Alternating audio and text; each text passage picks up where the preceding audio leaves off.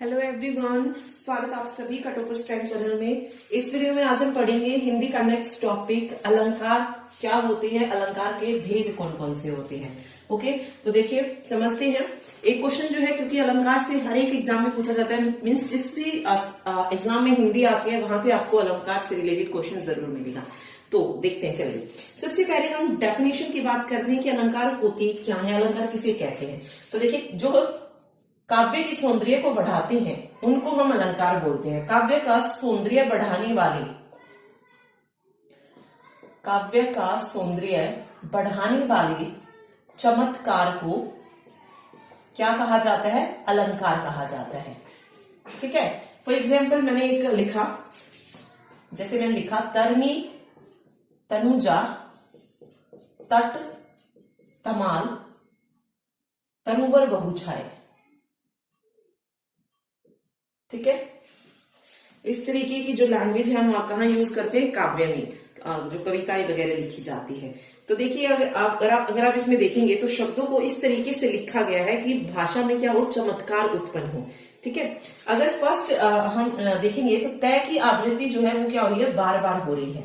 ठीक है, तय की आवृत्ति क्या हो रही है? इसमें बार बार एक ही वर्ड जो है आ रहा है। तो हमने इसको कुछ इस तरीके से लिखा। तो जब ऐसी चीजें होती है जो काव्य के सौंदर्य बढ़ाती है, उसको हम क्या बोलते हैं? अलंकार बोलते हैं। जैसे एक और एग्जांपल मैंने लिया, पीपल पात सरिस मन डोला। पीपल पात सरिस मन डोला, इसमें देखिए, इसमें अगर आप देखेंगे, इसमें जो मन की तुलना है वो किससे की गई है? पीपल के पत्ते से की गई है। पीपल के पत्ते से किसकी तुलना की गई है? मन की तुलना की गई है। तो इस तरीके की जब जो चीजें यूज की जाती है काव्य का सौंदर्य बढ़ाने के लिए, उनको हम क्या कहते हैं? अलंकार कहते हैं। ठीक है, चलिए देखते हैं। अब बात आती है अलंकार के भेदों की। तो देखिए, मेनली जो पढ़े जाते हैं अलंकार के भेद, वो दो ही पढ़ते हैं हम, शब्दालंकार और अर्था अलंकार। लेकिन अभी जो है 3 आते हैं। कौन कौन से देखते? देखिए, फर्स्ट है शब्दालंकार, सेकंड अर्थालंकार, और थर्ड जो है वो है उभयालंकार। ठीक है, 3 जो है भेद होते हैं अलंकार के।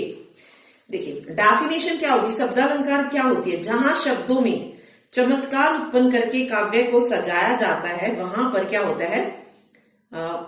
शब्दालंकार होता है। या सिंपल सी डेफिनेशन अगर हम इसकी पढ़े है शब्दालंकार की, वो क्या होती है? जब अलंकार का चमत्कार, अलंकार का जो चमत्कार है वो किस में निहित हो? जब शब्द में निहित होता है।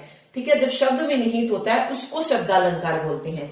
और अर्थालंकार क्या होता है? जब अलंकार का जो चमत्कार है वो शब्द के स्थान पर किस में निहित हो? अर्थ में निहित होता है। ठीक है, यहां पर क्या है? जब शब्द में ही निहित होगा वो शब्दालंकार होगा, जहां पर अर्थ से रिलेटेड होगा वहां पर अर्थालंकार होगा। जैसे शब्दालंकार की बात करें तो शब्दालंकार के भेद अगर आप जानेंगे तो देखिए कौन कौन से होते हैं। अनुप्रास, अनुप्रास अलंकार क्या होता है? जिसमें वर्ण की आवृत्ति बार बार होती है।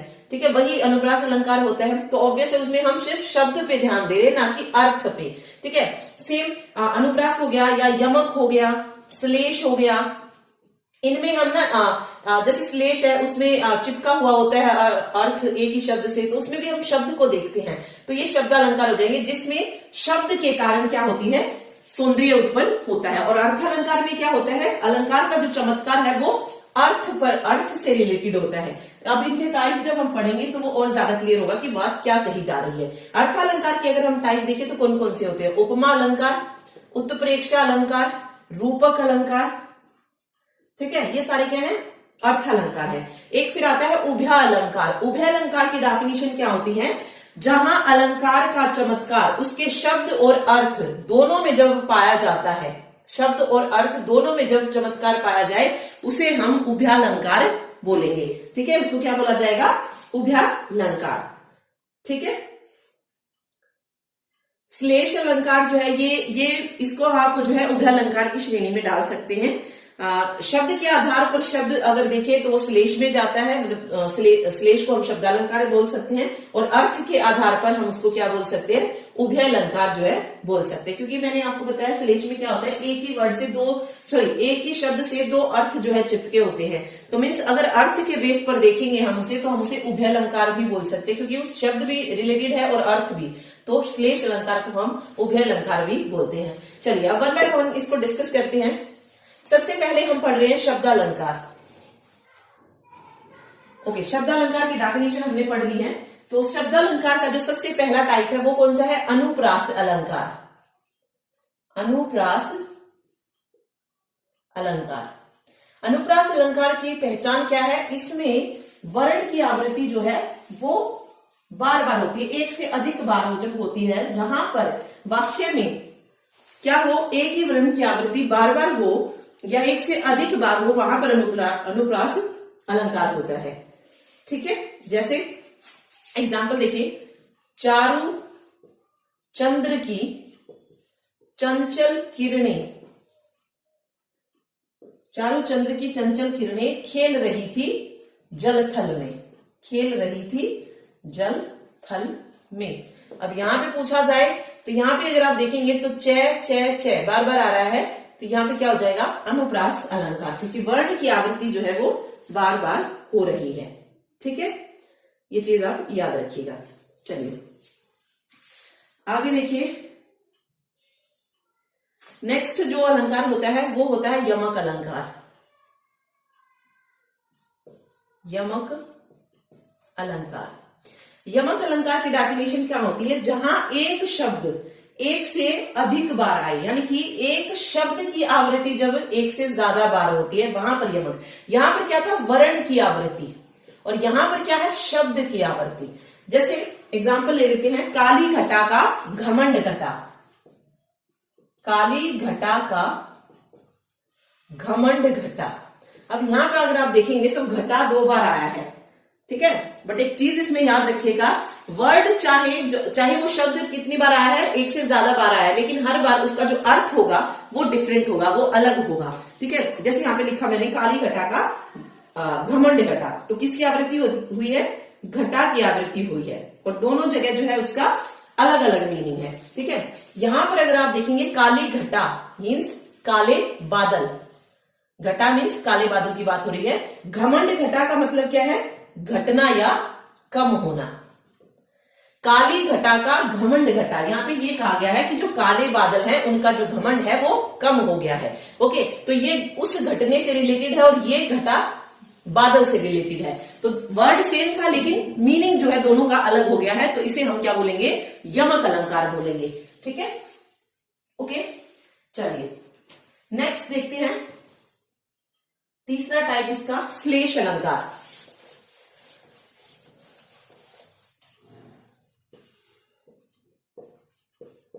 श्लेष अलंकार, श्लेष अलंकार में क्या होता है? एक ही वर्ड से क्या होते हैं? कई अर्थ चिपके होते हैं। श्लेष का मीनिंग ही क्या होता है? चिपकना होता है, चिपकना। ठीक है, तो हम इसकी डेफिनेशन क्या कह सकते हैं कि जहां एक शब्द का प्रयोग एक ही बार हो, शब्द का प्रयोग एक बार है लेकिन उसका जो अर्थ है वो एक से अधिक है, अर्थ ज्यादा है, शब्द एक ही है, तो उसको हम श्लेष अलंकार बोलते हैं। ठीक है, जैसे लिख लेते हैं, एक एग्जांपल लिखते हैं। जैसे मैंने लिखा, जो रहीम गतिदीप की, जो रहीम गतिदीप की कुल कपूत गति सोए, कुल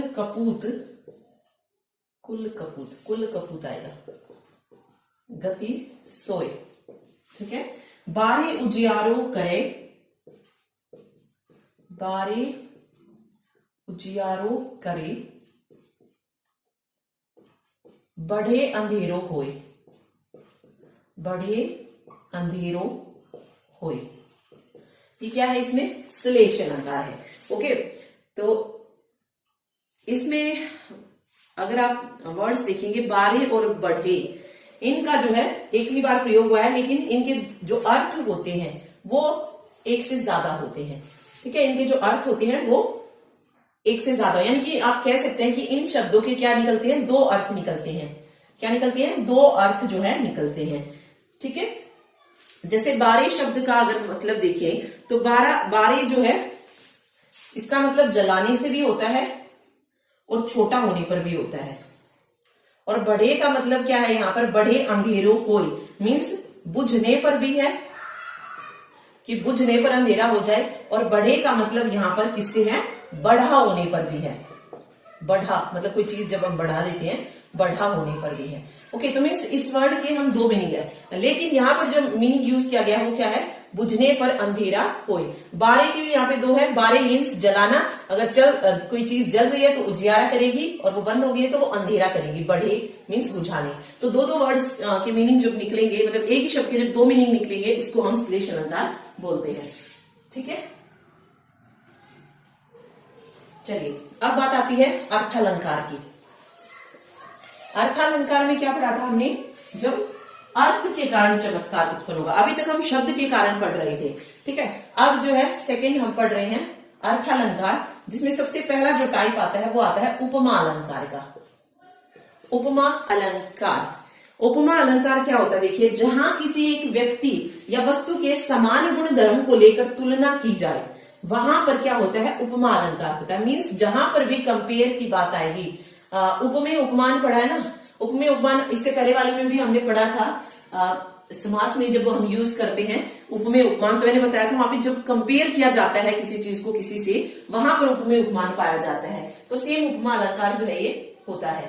ठीक है, इसकी डेफिनेशन इस तरीके से भी दे सकते हैं, जहां पे उपमेय उपमान का भेद पाया जाए वहां पर उपमा अलंकार होता है। तो बिल्कुल वो भी सही है।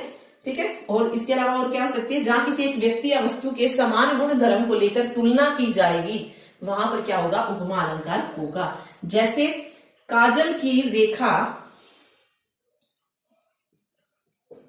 काजल की रेखा सी कतार है खजूर की, सी कतार है खजूर की। यहां पे देखिए क्या कंपेयर हो रहा है, जो खजूर की कतार है उसको किससे कंपेयर किया गया है, काजल की रेखा के समान बताया गया है। ओके, तो उपमा को पहचानने का और क्या तरीका है, इसमें कुछ वर्ड्स आपको मिलेंगे, सी, सम, समान, क्योंकि कंपेयर हो रहा है। तो जब यह ऐसे वर्ड्स आपको मिलेंगे तो वहां पर उपमा अलंकार होगा। काजल की रेखा सी कतार है खजूर की। ठीक है, यहाँ पे आप सी वर्ड भी देख सकते हैं, तो ये क्या है, उपमा अलंकार जो है हो जाएगा। ठीक है, यहां पे क्या था, एक वस्तु की तुलना दूसरी वस्तु के साथ की जा रही है। ठीक है, रूपक अलंकार क्या होता है, वहां पर किसी एक वस्तु की तुलना दूसरे से नहीं की जाती। इसमें क्या होता है, एक वस्तु को ही दूसरी वस्तु का रूप दे दिया जाता है। एक वस्तु को ही क्या कर दिया जाता है, दूसरी वस्तु का जब रूप दे दिया जाए उसको रूपक बोलते हैं। नाम से ही पता चल रहा है, रूपक, एक वस्तु को दूसरी का रूप दे दिया गया है, वहां पर रूपक अलंकार होता है। ओके, जैसे मैंने लिखा चरण कमल बंदो हरिराई, चरण कमल बंदो हरिराई, ये मैंने लिखा। यहां पे क्या किया गया, देखिए क्या रूप दिया गया है, यहां पर भगवान के चरण और कमल को क्या कर दिया गया है, एक कर दिया गया है। ठीक है, तो यहां पर ये अभेद बना हुआ, मतलब यहां पे हम बता नहीं सकते कि किसकी तुलना किससे की गई है। यहां पे चरण और कमल दोनों को ही एक करके लिख दिया गया है, चरण कमल बंदो हरिराई।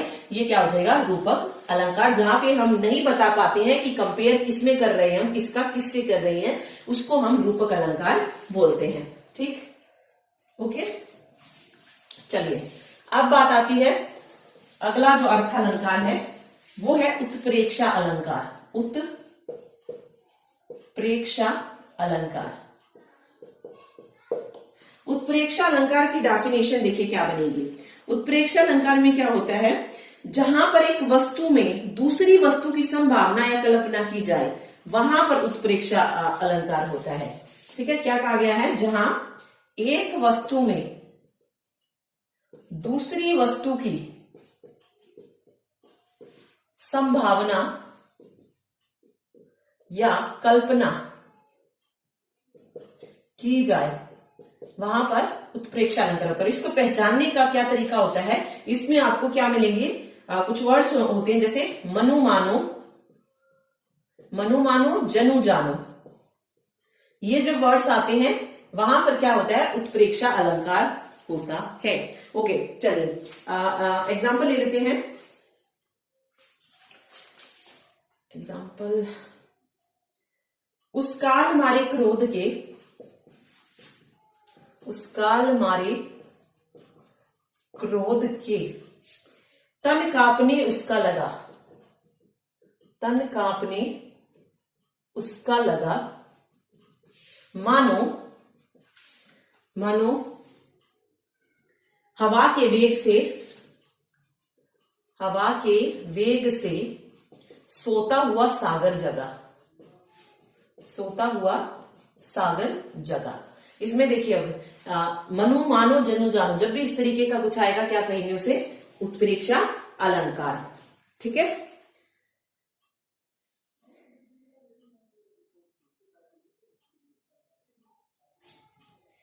तो इसमें जो इसका भाव है वो क्या है? उस काल मारे क्रोध के, तन कांपने उसका लगा, मानो हवा के वेग से सोता हुआ सागर जगा। इसमें क्या था कि जब अभिमन्यु की मृत्यु हो गई थी तो अर्जुन के जो क्रोध की संभावना थी वो क्या, अर्जुन के जो क्रोध की संभावना थी कि मतलब अर्जुन को इतना गुस्सा आया कि उसको कंपेयर किया गया किससे? सागर से। ठीक है, कि क्रोध की जो संभावना थी वो समुद्र के उफानों से की गई है।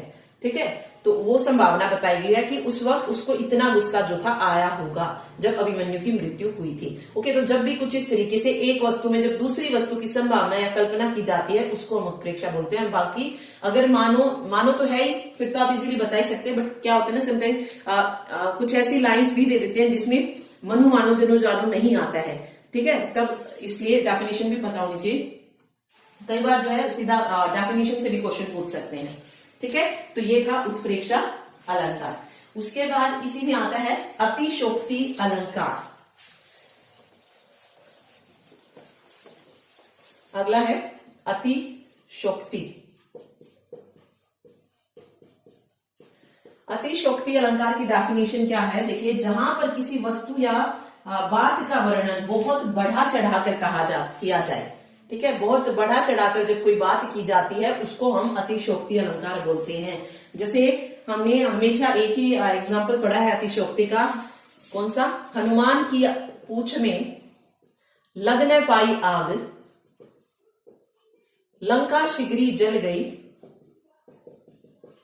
लंका शिगरी जल गई, गए निशाचर बाग। ठीक है, तो किसी बात को बढ़ा चढ़ा के बता दिया कि हनुमान की पूंछ में आग भी नहीं लगी थी और पूरी लंका शिगरी जो थी जल गई थी।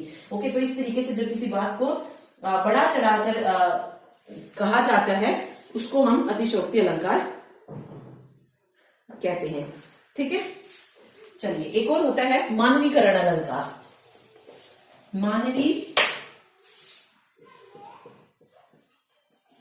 मानवीकरण अलंकार। मानवीकरण अलंकार की डेफिनेशन क्या होती है? जहां पर किसी निर्जीव वस्तु का वर्णन किससे किया जाए? सजीव वस्तुओं से किया जाता है।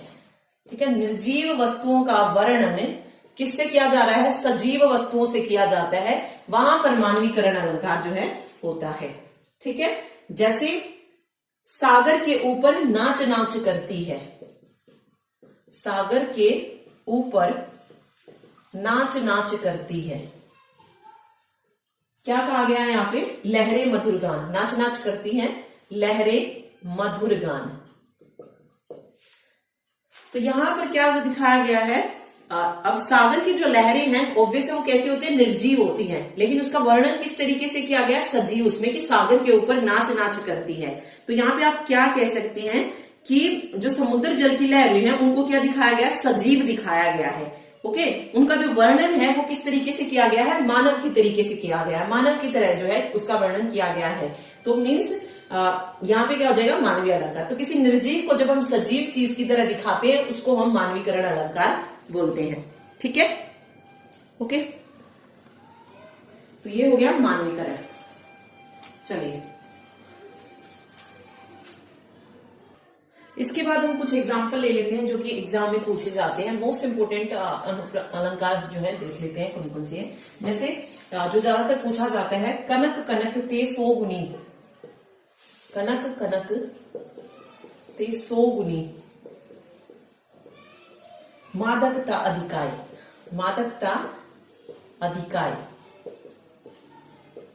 ठीक है, इसमें देखिए क्या है, यहाँ पे कौन सा अलंकार होगा? कनक कनक। एक ही जो है शब्द की आवृत्ति 2 बार हो रही है।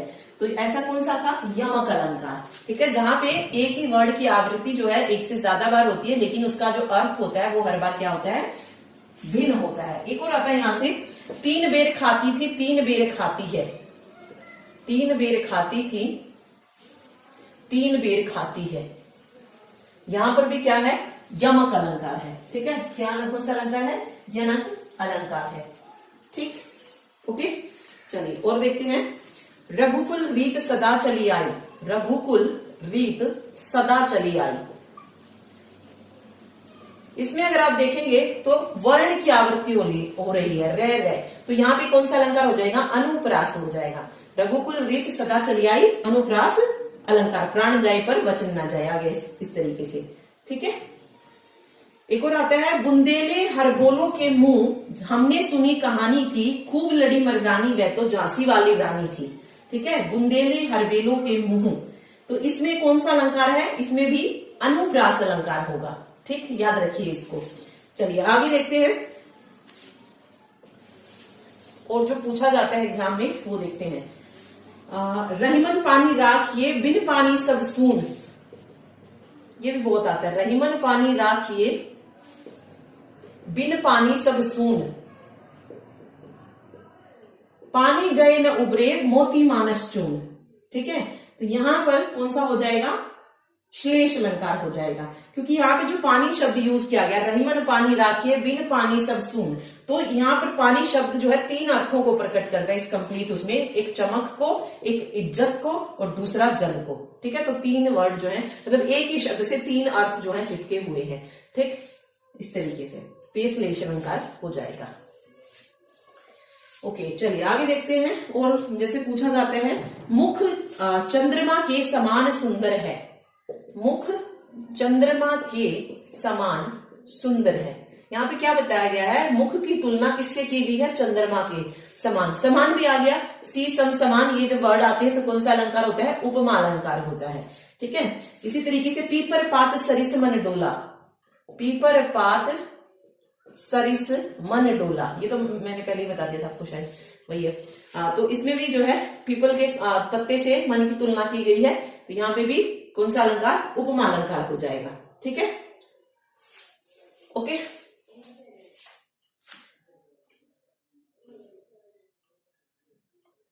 तो ये था आज का लेक्चर, जिसमें हमने अलंकार के बारे में पढ़ा है।